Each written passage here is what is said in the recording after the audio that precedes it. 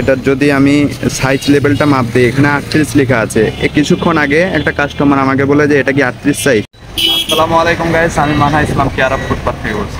আজকে যে বিষয় নিয়ে কথা বলবো এটা সবার ক্ষেত্রেই প্রয়োজনীয়। আর আপনারা মার্কেটে গেলে কোনো এক্সপোর্ট প্রোডাক্ট কিনতে গেলে মার্কেটে যখন ঢোকেন তখন একটা প্রবলেম হয় মেজারমেন্ট নিয়ে। যে সঠিক মেজারমেন্ট না হলে আপনাকে বারবার ওই দোকানে এক্সচেঞ্জের জন্য যেতে হবে। আমাদের ফিতাতে দুই ধরনের মেজারমেন্ট থাকে, একটা হলো এটা হলো সেন্টিমিটারের আর এটা হলো ইঞ্চিতে। যখন এক্সপোর্টের প্রোডাক্টগুলো কিনতে যাবেন বেশিরভাগ ক্ষেত্রে আর কি সেন্টিমিটারে মাপটা লেখা থাকে। যেরকম এই একটা প্রোডাক্ট, এটার যদি আমি সাইজ লেভেলটা মাপ দিই, এখানে 38 লেখা আছে।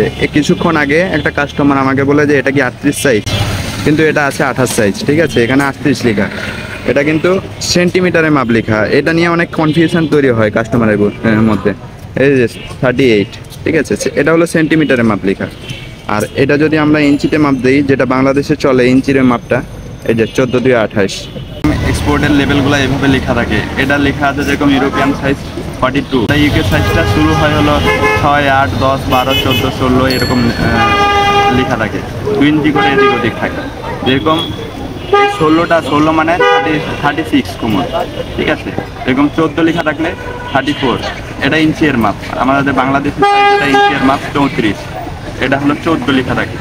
তো এইরকম যেটা 42 লেখা, এই 42 লেখাটা দেখে কাস্টমার মনে করে যে এটাই সাইজ।